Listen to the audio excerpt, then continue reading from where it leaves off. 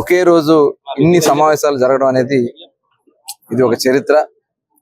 ఎందుకంటే మొట్టమొదట గౌరవ ముఖ్యమంత్రి నారా చంద్రబాబు నాయుడు గారు గతంలోనే మరి గ్రామంలో పని కల్పించడం కోసం పనికాహార పథకం మొట్టమొదట తీసుకురావడం, దాన్ని తద్వారా తర్వాత ఉపాధి హామీ పథకం కింద మరి రూపుమారటం, ఉపాధి హామీ పథకం కింద మరి చేపడుతున్నటువంటి కార్యక్రమాల్లో ఒక పని దినాలే మనుషులకే కాకుండా మెటీరియల్ కాంపోనెంట్ కూడా దాంట్లో చేర్పించి ఆ రోజున 2014 నుంచి 19 వరకు పెద్ద ఎత్తున రాష్ట్ర వ్యాప్తంగా సిమెంట్ రోడ్లు, డ్రైనేజీలు, గ్రామ అభివృద్ధికి అవసరమైనటువంటి పంచాయతీ భవనాలు, అంగన్వాడీ భవనాలు ఇవన్నీ కూడా పెద్ద ఎత్తున నిర్మాణం చేసుకున్నటువంటి సందర్భం చూసాం.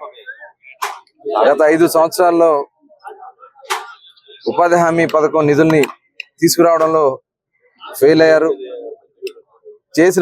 పనులు చేసినటువంటి కాంట్రాక్టర్లకు కూడా ఆ నిధులు ఇవ్వకుండా వాళ్ళని నానా ఇబ్బందులు పెట్టి చివరికి కోర్టులు తిప్పి చాలా మంది ఆత్మహత్యలు కూడా చేసుకున్నారు. ఆ రోజు పంచాయతీ నిధులు కూడా రానియకుండా వచ్చినటువంటి నిధులను కూడా 15th finance, 14th finance funds ను కూడా డైవర్ట్ చేసుకుని ప్రభుత్వ అవసరాలు వాడుకుని గ్రామ అభివృద్ధిని పక్కన పెట్టారు.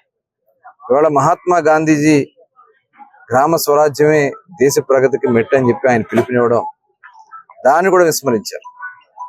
ఇలా గ్రామ స్వరాజ్యాన్ని పూర్తిగా కూడా గ్రామ అభివృద్ధిని పక్కన పెట్టి అభివృద్ధి లేక, రోడ్లు లేక నానా ఇబ్బందులు పడ్డారు. ఇవాళ దాదాపు ప్రతి కాన్స్టిట్యున్సీలో ఇవాళ కృష్ణా జిల్లా వరకు దాదాపు 160 కోట్ల రూపాయల నిధులతో ఉపాధి హామీ పనులు చేపట్టబోతా ఉన్నాం. మచిలీపట్నం కాన్స్టిట్యున్సీ నుంచి దాదాపు 30 కోట్ల పనులకి మేము ప్రపోజల్స్ తయారు చేసుకోవడం జరుగుతుంది. అవన్నీ కూడా గ్రౌండింగ్ చేయడానికి గ్రామ సభల్లో తీర్మానం చేసుకుని అవన్నీ కూడా గ్రౌండింగ్ చేసుకోవడానికి కార్యాచరణ తయారు చేసుకుంటా ఉన్నాం.